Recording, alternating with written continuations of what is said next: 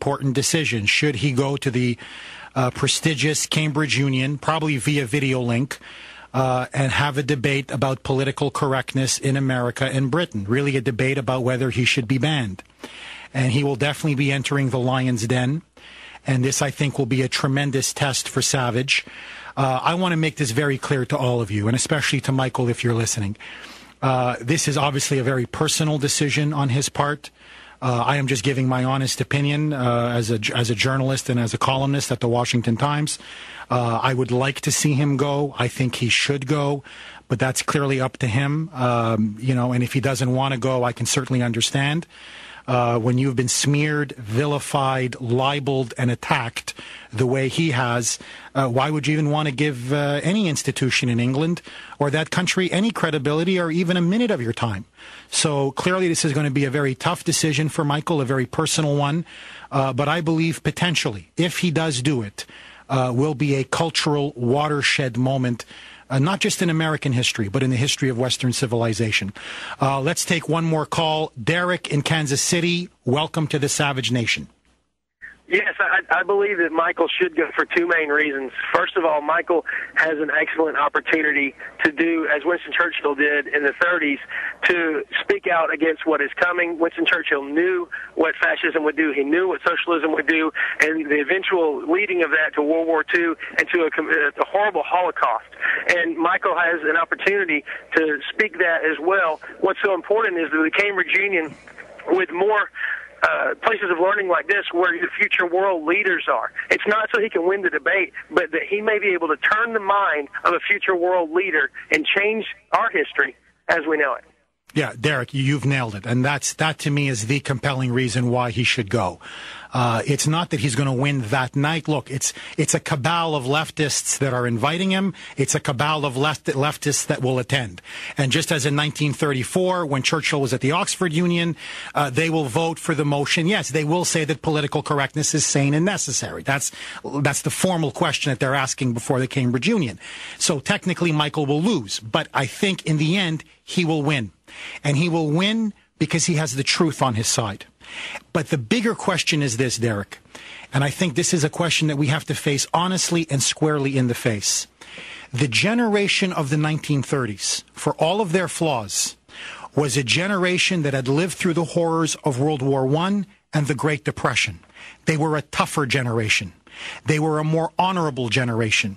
They were a more courageous and principled generation. For all of their flaws, these were tough men and women who were still, in the end, when push came to shove, when war came to Europe, when we were attacked on Pearl Harbor, almost every man and woman volunteered to fight. Look at us today. We are a very different generation, and that is my big fear. I fear that maybe Savage will sound the alarm bell, but will future generations, and especially our spoiled generation, will they be able to answer the call? That is the question of our time. I'm filling in for Savage Nation.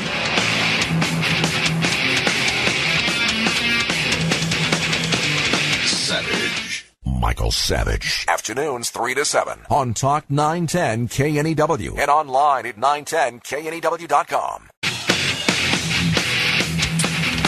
This is Jeff Kuhner from the Washington Times, filling in for the living legend Michael Savage on the Savage Nation.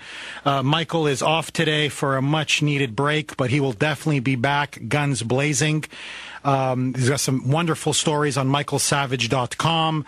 Obviously, his invitation to go to the Cambridge Union to debate his being banned in England and whether political correctness is a good thing.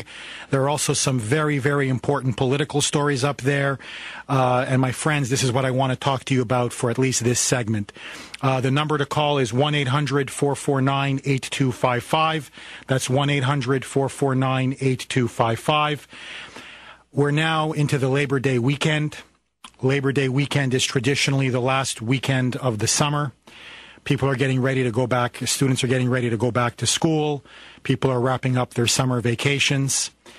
Yet here in Washington, in the belly of the beast, we are now seeing some very dramatic developments on Capitol Hill and in the White House. Just a few months ago, Barack Obama was riding high. His approval ratings were above 60, 65%. He had full majorities in both the House and the Senate. The media was behind him, fawning at his very feet. And now, at the end of August, his presidency is now imploding. He is now facing defections from independents, even from many liberal Democrats, and the Republicans have been united against him like never before. And the question is why? Why now, all of a sudden, is Barack Hussein Obama's presidency in deep trouble? His poll numbers are plummeting. He has lost tremendous amount of prestige and credibility. People, even within his own party, are now questioning whether he has the temperament, the judgment, and the strength of character to lead. And the answer to me is a simple one. What you are now seeing is the end of the honeymoon, the end of the love affair. We are now seeing the real, true colors of Barack Hussein Obama. He is a socialist and a Marxist at his core, but even more than that, he is profoundly green. He is inexperienced. He is clearly a rookie. He is inept and incompetent. And now his incompetency is starting to show. This is a man who was carried by the mainstream media throughout the entire campaign last year against McCain and even against Hillary Clinton. They were desperate to see him get into the White House, and they covered up everything. They covered up his connections to Bill Ayers. They covered up his connections to Jeremiah Wright. They covered up his connections to Resco. They covered up his connections even to Rod Blagojevich and that corrupt Chicago machine that he comes from. And now we are seeing the true colors of Obama. He has now been unmasked as the fraud and the sham and the phony that he is. Because stand back and think about it for a second. This is a man who now controls both houses of Congress with almost super majorities. He controls the White House, and he has the press corps eating out of the palm of his hands. And yet, everywhere he looks around him, his agenda is now disintegrating and stalling. His health care plan is in big trouble. The more Americans see of it, the less they like it. Unemployment, just today, the recent numbers have come out. We have now hit 9.7%, and it is now rising. People are predicting in another month or two, we will be at 10%. So his vaunted economic stimulus package, that $1 trillion spending package, and that massive budget with these record deficits that was supposed to pull us out of an economic downturn, that was supposed to rescue the American economy, has shown to be a complete failure and a fraud. And let's be very clear about this. People in the Obama administration knew that his economic stimulus package wasn't going to work. They know it. They're not stupid. This wasn't some serious attempt to get us out of a recession, because if they were serious, they would have done the one thing that has worked again and again. It worked for Reagan. It worked for Kennedy. It's worked for every successful president. You cut taxes. You cut business taxes. You cut corporate taxes. You cut individual taxes. You cut capital gains taxes. You cut them across the board. But what Obama did was he did something else. He did what the left accused George Bush of doing. If you remember the argument that the left made under the Bush presidency, they said it again and again and again, that George Bush and the Republicans used the phony crisis of the war on terror, that they used the attacks on September 11 to a huge expansion of government, to usurp fundamental liberties and freedoms, enhance executive power, increase the power of the presidency, declare supposedly preemptive wars and wars of aggression. In other words, this had unleashed an American military monster upon the world. This was the left's argument. And yet, like communists before them, I remember this because they did it to my father and my grandfather.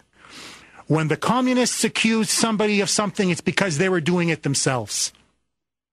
They accused everybody else of espionage and mass murder and dictatorship and totalitarianism, and that's exactly what they did. And so the left came into power, and what did they do?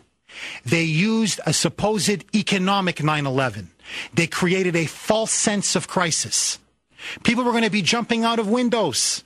This was the worst economy since the Great Depression. 25% unemployment, soup lines. Houses were going to be, nobody can pay their houses. Every bank was going to fail. You weren't going to have a job. You were going to be thrown out on the streets. You were going to be poor. We were going to be like Africa. Literally, Africa would have it better than we had it, the way these guys were spinning it. The sky was falling. And only the political messiah, Barack Obama, could part the political waters and lead us to the promised land. We had to pass that economic stimulus package. It was our salvation, according to Joe Biden. And now, and they knew perfectly well what they were doing. This was a political payoff to every Democratic constituency group. And more than that, this was now their chance to implement socialism. They drummed up a phony crisis. Every country has recessions.